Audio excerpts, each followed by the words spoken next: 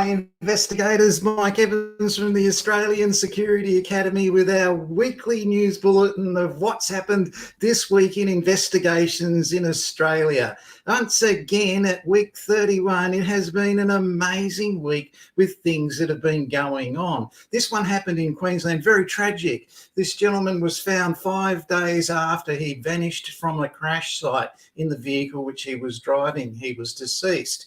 Now, that's a terrible situation, and to be found away from the vehicle 5 days later is rather tragic for the family and an agonising wait for that sort of thing, because they'd be wondering what's going on. However, this is quite a common occurrence. Usually police are there pretty fast, so anyone that's had a bump on the head and begins to wander, they are picked up very quickly.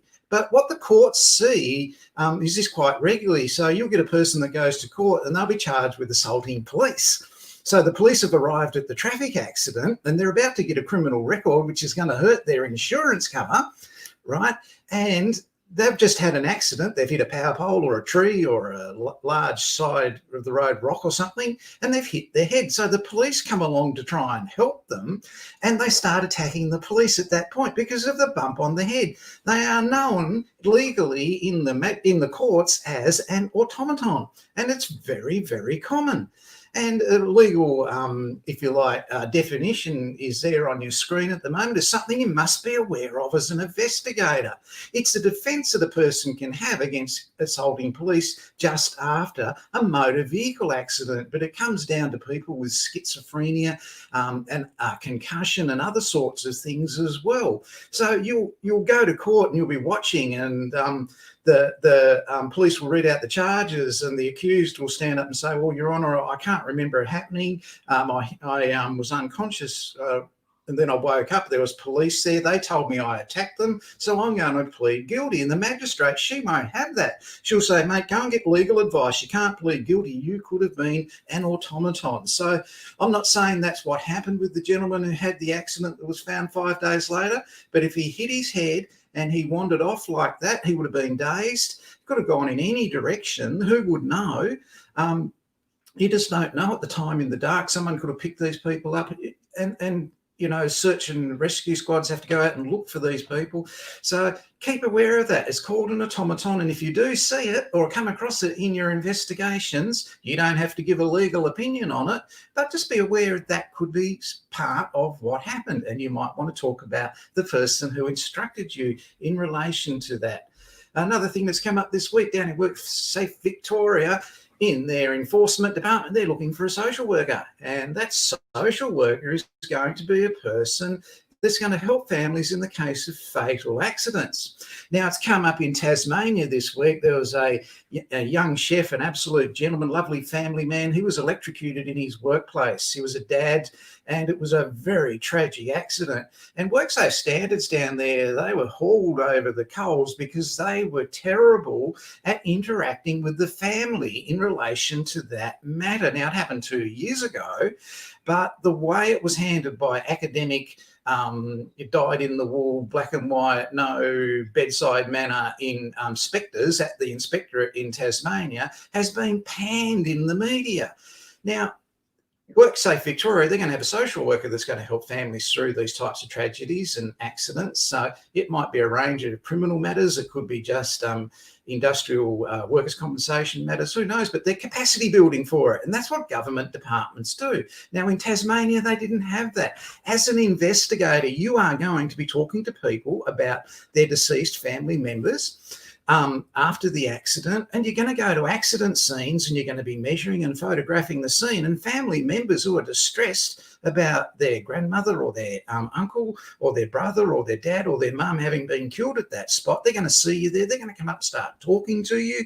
They're going to start venting about how it happened and who the person was. You've got to be prepared for that. At the inspectorate at Workplace Standards in Tasmania, they were absolutely crucified for the lack of ability to be able to handle that situation. And this is a problem when you don't have any people skills. You shouldn't be investigating. So whoever that was, you're an embarrassment to the industry. Get out of it, as far as I'm concerned. That's my opinion. Other things that have been happening this week in government, in banking. The police have charged an NAB employee over a $21 million insider fraud. Now, this person had a scam where they would get young students and they would get them in on the scam. They'd get the students' IDs and identities and that sort of thing, and they'd use that for their scam. And this is typical of what scammers do.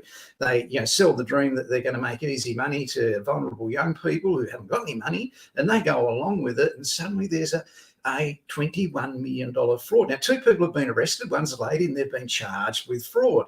So what's the big deal? Well, you go to court and you watch someone charged with fraud, and you watch what happens when the magistrate says stand for sentencing. They stand up those people and they stand there and they have a lawyer in a wig and a black cape standing next to them. They've got law books piled up to the ceiling, right? And this is a very serious matter. You will see that person charged with fraud visibly start shaking.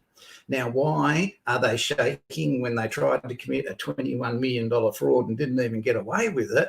Because if you're charged with fraud, the maximum penalty you can get for that in Australia is 14 years in prison. So they are looking at the same penalty for murder for trying to steal $21 million. So they shake visibly, and you'll watch it from the back of the court. This person just go completely and utterly terrified of what that magistrate's going to sentence them to. Now, nobody gets 14 years in jail for fraud anymore, but I'll tell you what, if the magistrate's just had a bad day and the magistrate just lost $1 million out of her bank account and you're the first person that comes along after that, you're going to have a heavy sentence because they won't tolerate that sort of thing. So let's hope they haven't had that happen to them recently if you're in front of them. Now, the big thing with banking fraud like that, when the bank manager or when someone in the bank commits fraud like that, that's a really, really big issue. Now, what happens is they put them under surveillance, and they will be under surveillance for a very long time. Now, the reason they put them under surveillance is it's a health and safety issue on the other staff. They might try and intimidate witnesses. They might try and threaten other people they worked with that I'm going to dob you in and say you did it too. They could do all sorts of things. So they put them under surveillance and they follow them. And a couple of years back, there was a guy who ripped off the Commonwealth Bank and he stole $870,000. He was the manager of the branch, and they put him under surveillance. And they were watching him, and he came out to the front every morning on weekdays, and he'd get in his car and he'd drive into the city. Drive to the train station and park. He'd catch the train into the city, and he'd go and sit in the park in his suit and tie and just sit there all day. They couldn't work out what he was doing, but he was too scared to tell his wife that he'd lost his job because he'd committed fraud against the bank. And he was so stupid that he bought a vehicle with $70,000 of it, which they seized and sold and recovered another $40,000 as a result of it. But the other $800,000 he put in his own bank account. And all they had to do was shut the bank account down and transfer the money back. So if a bank does that, they will be under surveillance. Now, they won't be under surveillance by any of the idiots you see in those surveillance groups on Facebook. They don't get that. They mouth off, they carry on. They're not surveillance people. They're just yappers on Facebook. So be aware of that. It's an opportunity. Approach banks if you're looking for surveillance work. They have plenty of internal fraud against it and they don't like it. So keep that in mind. So that's another thing that's happened this week that's come out of the NAB. It only happened last Thursday. It only hit the news this week. So that's an important one to be aware of. Now, another fraud that happened of recent times was there was a young lady, she claimed workers' compensation for an injury at work. And that's fair enough. She had an injury at work, whatever it was lifting or slip, trip and fall, whatever. And the insurance companies, they know how much you earn when you are at work because they know the average retail assistant's income. They know the average tram driver's income. They know the average nuclear scientist's income because of years and years of doing that and calculating claims and paying them. They know what these people earn. And this person had a rather large income as a sales assistant in retail. So they were up for paying out a lot of money to her if this injury was going to go long term, and it was a back injury. So they made an appointment to go and meet her and take a statement from her. Now, she refused to see them at home, but she said she would see them at work. So they went to the workplace and it was shut for some reason, but she had a key. She opened the door and she let the investigator in, and the investigator's looking at this shop, and there's all these designer label handbags, very expensive, on display. Now, these bags are $9,000 and $8,000 each, $6,000, and they are the who's who of designer label bags. And the lady didn't lock the shop when she let the investigator in, and it was like a Tuesday and it was after 9 o'clock in the morning. No one went in the shop. Well, the hour and a half the investigator was there taking the statement in relation to the accident. Now, the investigator began to get suspicious and said, "Can I have a look at your storeroom just so I can see where you have your alternative stock, that sort of thing?" And the lady said, "Yeah, no worries, come with me." So they went out the back into the storeroom and there were no handbags in the back of it. There was no other stock. It was completely empty. So the investigator thanked the person, took the statement, went back to the workplace and told the investigation manager what happened. Now, they got in touch with the insurer and they realised very quickly this was a front for a money laundering operation. So what they were doing, they were pretending to be a retail handbag shop. Not so much the claimant. The claimant was, a relation to the people that were doing it. They were banking cash every day, but they weren't selling handbags. How does all that work? What's that all about? Let's have a look.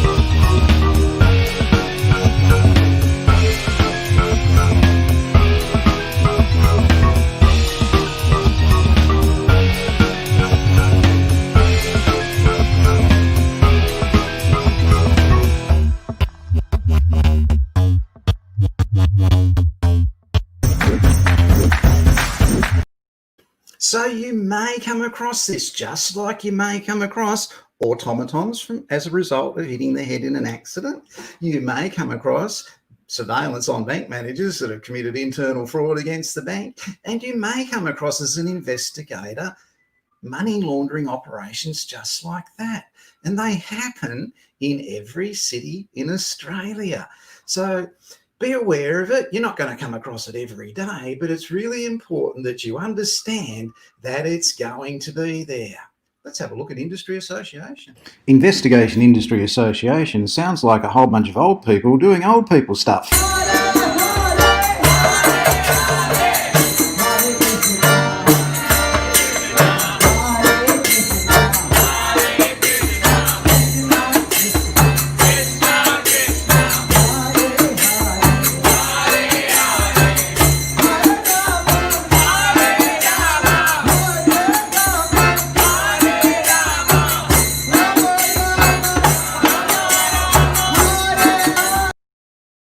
No one in Victoria saw that because it's a public holiday there today, and I can take the piss out of Victorians as much as I like because today's their first long weekend of freedom and they're all 25 kilometres away from where they live.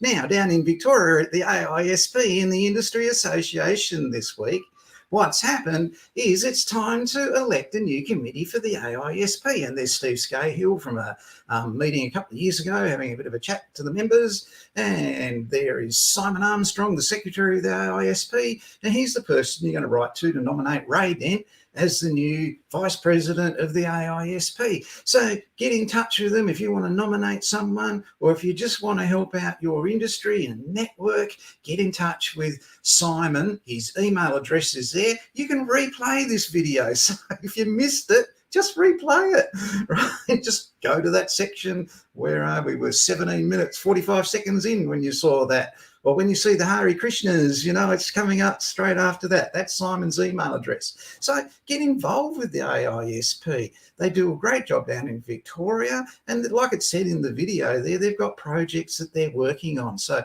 be really aware of that. These are people that are working for the benefit of other people in their industry. They're volunteers.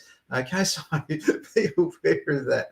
Now, I hope you noticed I've got my camouflage tactical bow tie on this week. And last week I told you that if you're going to apply in Victoria for a Victorian business license, you've got to have a certificate for security risk analysis to be able to do that. We'll talk about that later on. But what I told you, I gave you a hint when you're filling out the form what to say. Now, they have a big, long form for this, and you've got to understand these people that are checking this form, they're police officers, they're regimental, shiny shoes, that sort of thing, thin blue line. That's all they understand. They don't understand the real world. So to communicate with people who are checking this, who don't know what they're checking, you've got to give them something they can understand. Now, last week I gave you the example of saying everything you've got to say like is tactical.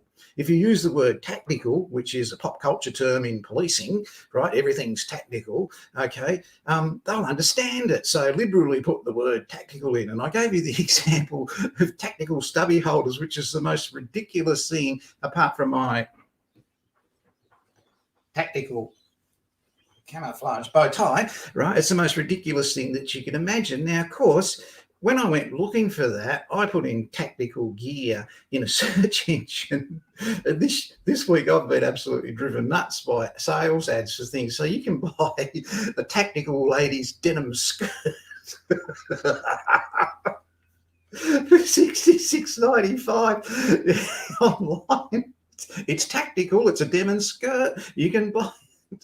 You can also buy this tactical Christmas stocking that's got an axe in it, and a knife and a little torch, and you can be a real MacGyver with your. I mean, every private investigator's got to have a tactical Christmas stocking or a tactical skirt or a tactical stubby holder, and I thought nothing could be worse than that, apart from my tactical camouflage bow tie. And then this one came through, the men's impact-resistant tactical battle briefs for men who want to stand out on the battlefield but not stand out in their undies. So that came up as well. This is real. They're selling this crap online. So keep in mind, people, tactical is the word you use in your application. Now, you're going to be a lady who's starting her own investigation business in Victoria, and it's going to be about code of conduct investigations and all this sort of thing. You have to be approved. You have to pass that approval to employ other people. So liberally stick the word strategic and tactical in your application when you apply for that investigation business in Victoria, and don't Google it, whatever you do, otherwise you're just going to be hit with crap like this, tactical undies and tactical stockings, which is a total waste of time. But tactical bow ties are perfectly all right. So keep that in mind. Yeah, sure they are. Yeah, right. Okay, so we've got to go running out of time very quickly. Let's have a look at this one. Just gotta let it go. I often sit and wish that I could just change my past. To think about you, Dad, there's so much shit that I could ask. Like, why am I still haunted by the day that you left? Okay, people, there is an abundance of investigation position vacant this week in private investigations. The one I forgot to mention last week, and I do apologise, he came on our show a few months back just to tell us he had vacancies. Kieran's got factional investigator job vacancies in New South Wales for factional investigators at MJM. Look, people, get in touch, and they've got an internal training program. if you've got an Australian Security Academy qualification, get in touch. They're great people there. They'll look after you. They'll help you through the program. So MJM New South Wales, they want factual investigators. So, and they'll have a range of work, whether it's workers' compensation or general insurance, a whole lot of different stuff. They have an internal training program, so take advantage of that. It just raises your skills up very quickly. Quantum Corp, they are after CTP specialist investigators. Now, Quantum Corp they have an internal training program, and they look after their staff and help them to grow. They've been around forever, both MJM and Quantum Corp. This is in New South Wales. You're going to be doing motor vehicle accident, CTP liability investigations. So all these jobs, people, all of them, every job I have, you'll see over here on our Australian Private Investigator, Corporate and Government Investigation job sites. It's the only one of its kind. It's not one that's full of a bunch of idiots making stupid comments and poo-pooing people who ask for help. Right, they're deleted straight away if ever they try. Get on here and have a look at the jobs available. There's 3 years of past jobs you can research to see them. Now, that doesn't indicate that the jobs are still available today. What it means is this is what they're asking for 3 years ago, and this is who they were. If I was in the position where I was looking for a job, I would be going through that every night, writing them down and contacting them and getting in touch with them. I wouldn't be waiting for someone to hand feed me and ask them, who can I talk to when I've got this resource that's given to me that I never had 23 years. Sorry, that was teaching 30 years ago when I started investigations. The yellow pages and that was it. There was no internet. There's another job. Pinkerton's Detective Agency. You can join Pinkerton's and get a private investigator badge in New South Wales. Again, that one's a job that isn't on my website yet. I've got to put it on there. But if you Google Pinkerton's New South Wales, they've got a part-time job in investigations there for a factual investigator. So get in touch with them. Don't miss out. This is a beauty. This is a job I want. Now, a couple of people have made idiot comments in my group about this, but this is a head of creative confrontation for Greenpeace Australia Pacific. You're going to be in charge of confronting people dumping toxic nuclear waste in the Pacific Ocean, and you're going to be charged of sending out people on rubber ducks to be underneath them and all sorts of strange stuff. And people go, what's that got to do with investigations? You're coordinating this with investigations and occupational health and safety people. This is a compliance role. This is $100,000 a year, bring everyone back safe in one piece and alive after they've been getting in front of the toxic waste. So it's really important that you read what the ad says. This is an opportunity. You don't, just because you don't understand it doesn't mean you have to be negative about it to other people. It's a genuine investigator job if you read it. Now, that investigator is going to be planning how they go about confronting people who are doing the wrong thing, whether it's Japanese doing whale experiments in the Antarctic or whatever it is. You're going to be an integral part of that role. Now, of course, there's going to be undercover police in that organisation watching everything you do, and undercover CIA reporting back. That's the way it goes. They know that, but you're not, and you're going to be doing that. So great fun. Plus, you actually do something for the planet in that role. Very few roles you can do that in. So that's an interesting one. Done that. Yep, done that. Now, security risk management. I'm often asked, what does a security risk manager do?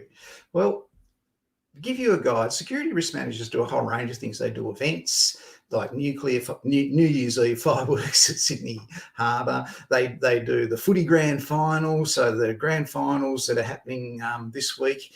Around Australia, there's going to be a security risk assessment done for both those grand finals. I saw where drones will be watching the crowds in one instance, and they're going to be doing that sort of. So what's a common everyday application of security risk assessment? Well, here's one just so you can see it. So the Westpac Bank has a regulatory requirement to assess threats and risks and implement countermeasures for the safety of staff and customers. They must not only implement security risk management, they have to monitor and actually review it. So they can't just point to a folder on their desk behind the CEO's office and say, oh, look, that's our security risk management plan. They've actually got to go and make sure it's real. So the security risk assessor has to go to every branch in Australia and do a security risk assessment and check, the distance to the tellers, the jump bars are working, that the CCTV is working, that there's no bushes around the back door, that no one can get in through the roof. So these are all a range of anti-armed robbery countermeasures. You have to have a certificate for and security risk analysis to be able to do it. After one's robbed, you then go out and do a post-armed robbery security risk assessment. So the Westpac bank's just one. There's Commonwealth Bank, NAB and ANZ, plus all these other ones you can see. So every single one of them, every year, all their branches have to have a security risk assessment done. Now, that's just banking. It's not insurance. They have their own that have to be done. There are enormous opportunities in that type of work. So at certificate 4 level, you are the person that's going out and doing those security risk assessments, filling in that form, and then after the place is robbed, you go back and find out, well, what was exploited here? How did they do that? And then you fill out that form and you report it back so the bank can actually plug that knowledge, training, information or attitude gap that led to that vulnerability being exploited by an armed robber. So that's certificate 4 level. Now, the really good news, people, is I'm going to start getting heavily into this, but I'm not going to be doing it on Fridays. We're going to start on Tuesdays now, where we're going to be doing compliance and security risk assessment, similar to what we do here. And we're going to start that next week. So something to look forward to. And I'm going to tell you in that program what a person with a diploma of security risk assessment actually does. So you'll see certificate 4-1, they go out and do the work. What does the person with the diploma do? Who knows? We'll find out next week. So people, that's our program today. We've covered a lot of ground with various things. Keep in mind about automatons. There's one thing I did forget to mention. No, that's not the one. Got to find it. This guy, Michael Sucker, he did some kind of impropriety in an office as a politician, and basically the firm he used to work for, the legal firm he used to work for, was engaged by the government to investigate that impropriety. Now, if you've ever seen a conflict of interest in your life, there's one right there.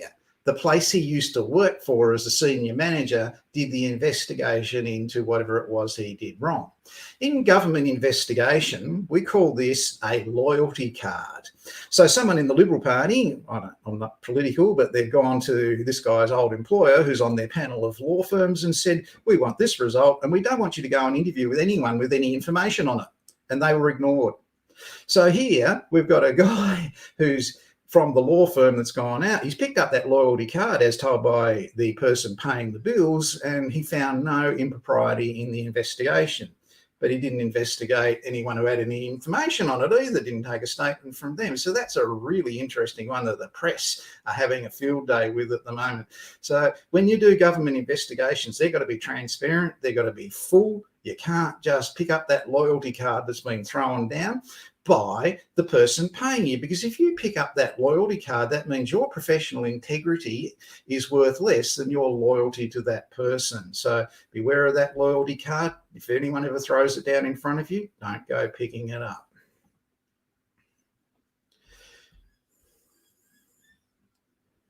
Westpac had their fine upheld. They had $1.3 billion fine for money laundering and child exploitation in Southeast Asia. That came out this week. Yeah, one of the other things you're going to hear about this week is the CEO of Australia Post has stood aside over $12,000 worth of purchases of Cartier watches given to 3 people at Australia Post as gifts for really great work in Australia Post in implementing a program. Now that's fantastic. You're allowed to have gifts. You've also spent a fortune on pot plants in Australian Post, and they're having a hell of a problem trying to explain how much they've spent and why during the pandemic when no one was at work they still kept buying them. But these watches, the problem with that one, if you're an Australian Security Academy student, you know that one of our main things that we teach you is about time and event lines. And time and event lines are constructed on what people have done, where they've been, what the witnesses saw, and there's various records. It might be purchases from ATMs or credit cards, or as I've spoken about in the past in here, cab charge or similar, that sort of thing. Now, with the Cartier watches that were bought for these staff, there's no record on any credit card of who paid for them. Now, that's a very tricky situation to be in. Now, the CEO of Telstra, who stopped all Telstra's internal compliance training earlier this year and cancelled all the training that was booked because of whatever reason, I don't know, but then had all this money to spend on Cartier watches. But out of nowhere, with a credit card that doesn't match them, has stood aside while that's been found out what's going on. Now, she could be a victim of a political witch hunt. I don't know. What I do know is any federal government department, there's a camp of people over here and there's a camp of people over there and a camp of people over there, and they hate each other's guts, and this lot are, for the Prime Minister, and that lot are for the opposition, and this lot are for bringing in more refugees from Ireland, and that lot over there are from only bringing in refugees from Fiji or whatever. They all just have different agendas, and they all push those agendas, and anything they can do to knife someone in the back, like a CEO from Australia Post, they will do. So it's a dog-eat-dog thing, and this person could be just a victim of a witch hunt. I don't know, but we'll wait and see on that. But interesting one to watch because, again, it's federal government. Now, if it becomes the case where it's like this guy and they give it a whitewash conflict of interest, it's going to set a bit of a pattern. So, the warning signs are out there. Don't do that. If you're the person investigating it, stick with the facts. Don't get swayed by loyalty cards, that sort of thing. A couple of jobs that I did miss. Clarity Workplace Investigations are looking for investigators, New South Wales and Victoria. Get in touch with them.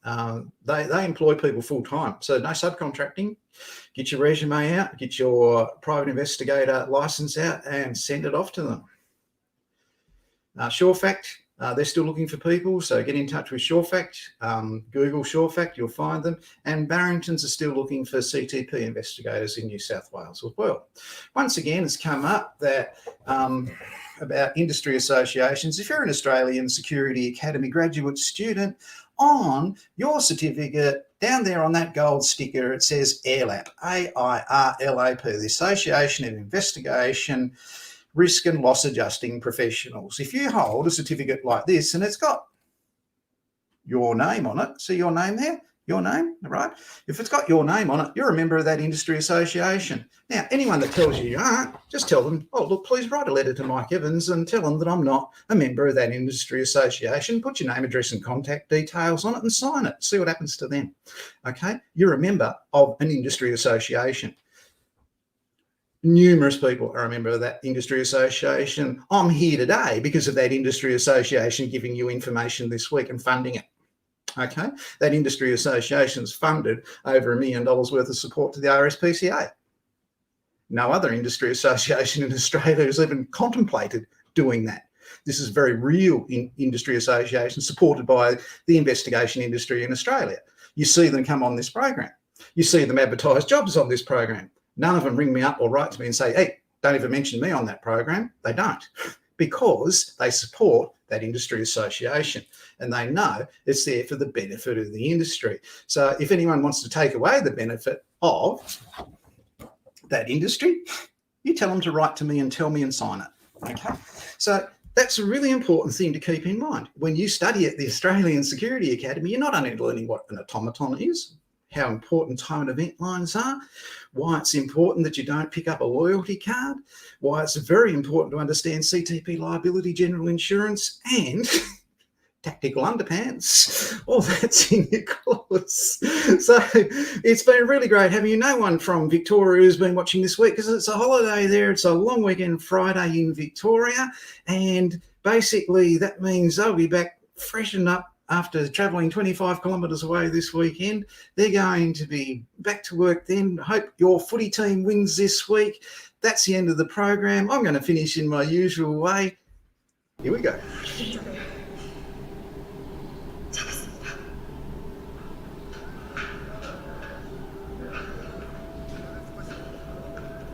작전 종료. 전원 복귀할 것.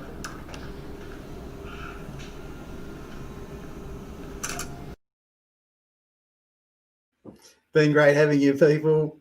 Get yourself a tactical bow tie. I'm Mike Evans from the Australian Security Academy. I'll see you on Tuesday when we put out our risk management and government investigation regulatory compliance program, just like this one, on the same channel that you've watched it here.